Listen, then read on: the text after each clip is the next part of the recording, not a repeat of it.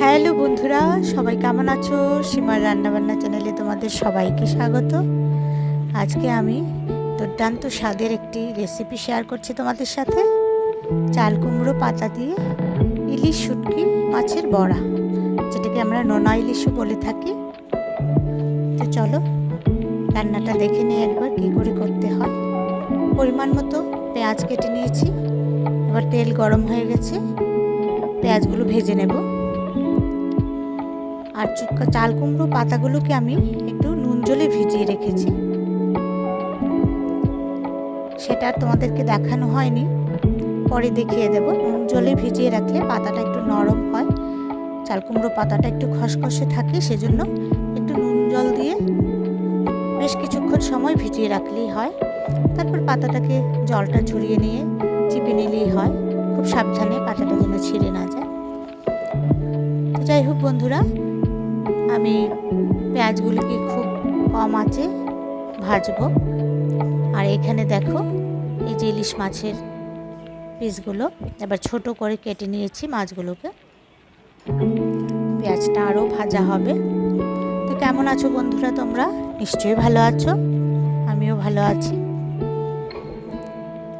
জিভে জল এসে যায়, রান্নাটা করতে করতেই এত টেস্টি হয়। এবার হলুদ নুন দিয়ে আরও কিছুক্ষণ ভাজবো। একটু শুকনো লঙ্কার গুঁড়ো দিয়ে দিয়েছি, বাকিটা দেব কাঁচা লঙ্কা। ঝালটা পরিমাণ মতোই দিতে হবে, যার যেরকম দরকার সেই অনুযায়ী। তো বন্ধুদের বলছি, আমার চ্যানেলটা যদি তোমাদের ভালো লাগে প্লিজ সাবস্ক্রাইব করে পাশে থেকো তোমরা। যারা এখনও আমার চ্যানেলটাকে সাবস্ক্রাইব করোনি প্লিজ সাবস্ক্রাইব করে পাশে থেকো। তো দিয়ে দিলাম কাঁচা লঙ্কা। এবার পেঁয়াজ কাঁচা লঙ্কা আরও কিছুক্ষণ ভাজবো।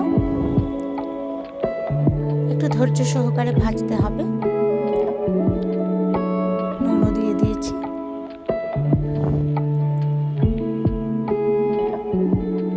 আস্তে আস্তে করে ভাজবো।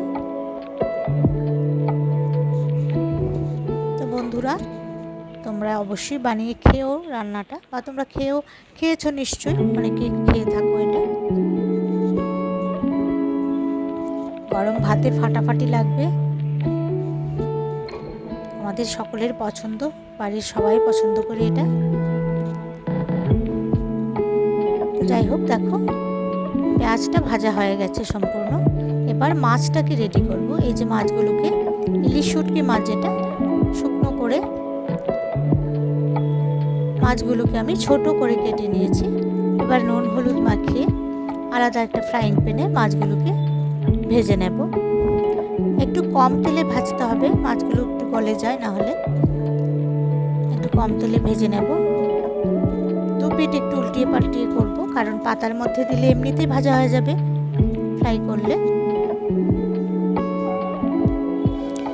এবার দেখো, পাতাটাকে আমি জলে ভিজিয়ে রেখেছিলাম। এবার হলো পাতাটা এরকম। এবার পাতাটার মধ্যে আমি পেঁয়াজের পুরটা দিয়ে দিচ্ছি, আর মাছটাকে ভেজে রেখেছি আলাদাভাবে, ওটাও দিয়ে দেব। দুটো করে পাতা নিয়েছি এখানে, ইচ্ছে করলে একটা পাতাও দেওয়া যেতে পারে। দুটো পাতা দেওয়ার কারণ হচ্ছে পাতাটা ছিঁড়বে না, একটু মজবুত হবে, সেই জন্য। তো দিয়ে দিলাম। এবার পাতার ওপরে মাছগুলোকে দিয়ে দিচ্ছি। শুটকি মাছ যেটা, নোনা ইলিশ বলি আমরা, সেটা তোমাদের ইচ্ছে, যে যত বেশি খাও দেবে, নয় 2 পিস করে দেবে, সেটা যার যার পরিমাণ মতো। এবার দুদিক থেকে মুড়িয়ে পাতাটাকে নিয়ে নিলাম। এবার একটা থালায় সবগুলোকে রেডি করে উল্টিয়ে রেখে দেব। দেখো মাছটা কীরকম করে করতে হয়। দু সাইড থেকে প্রথমে আনতে হবে, তারপর নিচের দিকটাকে ভালো করে ঘুরিয়ে উল্টিয়ে রেখে দেব। এবার একটা ব্যাটার তৈরি করব। একটা বাটিতে চালের গুঁড়ো নিয়েছি, হলুদ নুন দিয়ে পরিমাণ মতো জল দিয়ে একটা ব্যাটার তৈরি করে নিয়েছি। তবে ব্যাটারটা একটু হালকা হবে।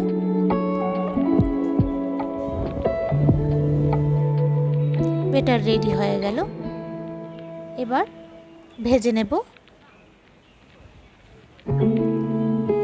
তবে ভাজাটা খুব তাপ বাড়িয়ে দিলে হবে না, পাতাটা ভাজা হবে না। পাতাটাও খুব টেস্টি, খুব কম আঁচে ভাজতে হবে। পাতাটা একদম মুচমুচে হবে, খুব টেস্টি হবে। এবার কম আঁচে ভেজে নিচ্ছি, আস্তে করে উল্টিয়ে রাখবো। অতি সুস্বাদু খেতে, দেখেই জিভে জল আসছে আমার, কখন খাবো কখন খাবো। তো যাই হোক, দেখো 2 পিঠ উল্টিয়ে নিয়েছি, আরও কিছুক্ষণ হবে। এবার তাপটাকে কমিয়ে রেখে দেব, আস্তে আস্তে করে পাতাটা মুচমুচে হবে।